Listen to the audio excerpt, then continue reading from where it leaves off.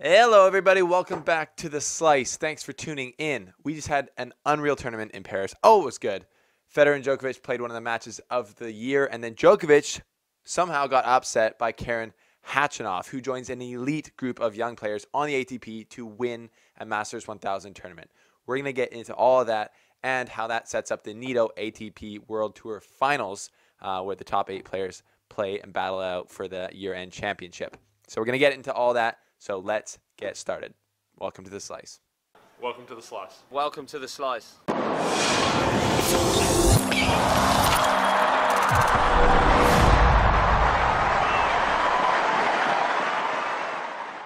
Thanks again for tuning in, folks. If you haven't, hit that subscribe button, and welcome to The Slice family.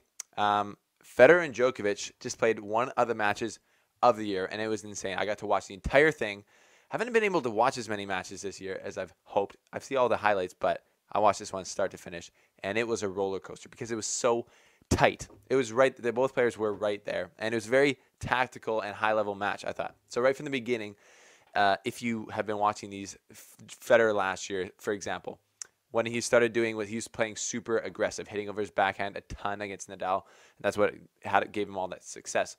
And in Cincinnati, when he played Djokovic, he didn't play well. He couldn't return anything. So when he started this match, Federer, what he did was he was slicing on. He was basically slicing every return because Djokovic was just serving straight to his backhand every time.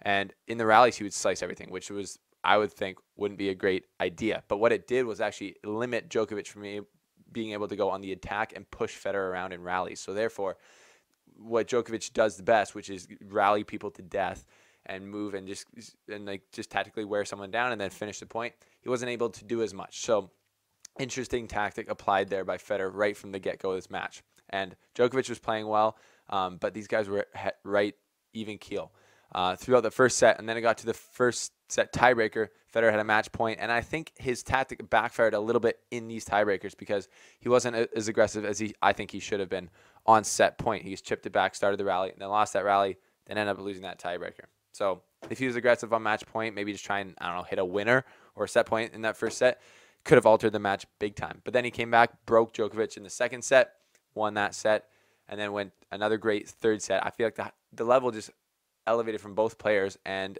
we had great tennis all the way through. The craziest stat, I think, of the day was Djokovic had 12 break points against Federer, didn't break him once. So he won 2 tiebreakers, didn't break him, and won the match, which is kind of chintzy a little bit, you could say, as a Federer fan. As a Djokovic fan, you're saying he's a mental warrior. Come on. Djokovic did elevate his level, and he played big in the big moments, which were in the tiebreakers. So he deserved to win, and he did. So kudos to Djokovic, and he's probably walking out there, all Djokovic and his fans, the Joker fam, walking out of that match being like, another time we just beat the GOAT. What's up? Okay, going to waltz my way into this final and win another Masters 1000. But Karen Khachanov said, hold up. I'm still here, brother, and I'm from Russia, and I'm killing it right now. As I mentioned in my last video, I said we're kind of sleeping on Karen Khachanov because his game is sick.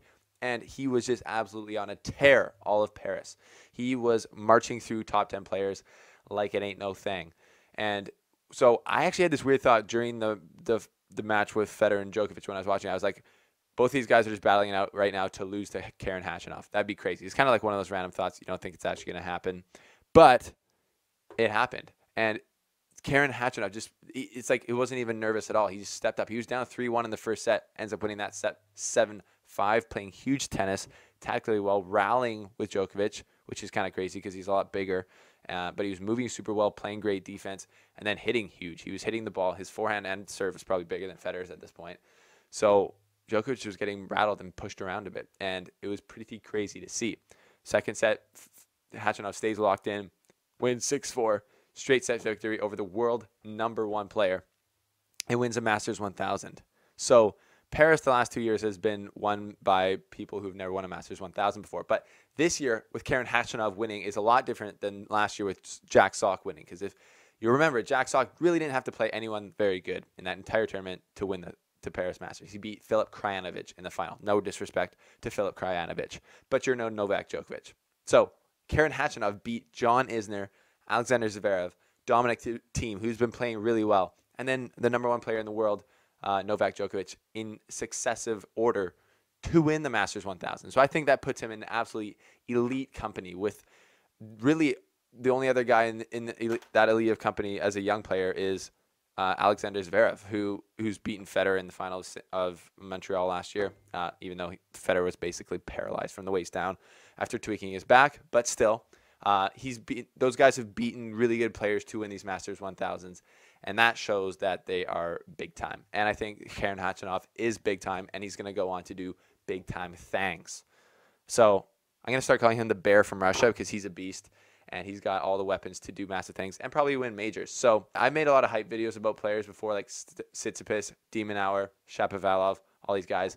And there is a lot of hype around those guys. I think they could all be big time. But you are big time when you start showing that you're big time. And doing that is by winning Masters 1000s and eventually Grand Slams. So Karen Khachanov has taken a great first step in that direction.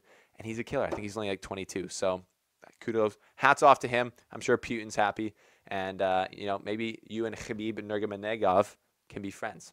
So that sets us up for the Nitto ATP World Tour Finals, which is going to be lit. Questions are, well, Djokovic is number 1 going in. Nadal's number 2. Federer's number 3. So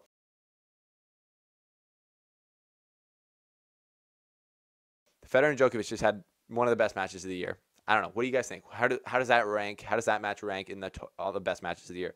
Djokovic, Nadal, and Wimbledon. Nadal team at the U.S. Open. How do you guys think it would fit in there? Federer in the Australian Open final. That was a really good match too. Yeah, I think we have definitely been sleeping on Karen Khachanov, and kudos to him. So kudos to Khachanov for being big time, stepping up. Great work, and the World Tour Finals is going to be insane. So stay tuned to the slice for that. Thanks for watching to the end of this video. If you haven't, hit that subscribe button. Also, during the Federer Djokovic match, I was on Instagram doing a live while it's like a match companion. So if you want to be more involved in our community when matches are happening, follow at the Slice Tennis on Instagram. I DM everyone who follows. We all chat about the matches. We go on live when matches are happening, and it's a great time. And you don't want to miss out on the party. So go on Instagram right now. You can end this video now and go follow it. Okay, but I love you guys. Thanks for watching, and I'll see you next time at the World Tour Finals.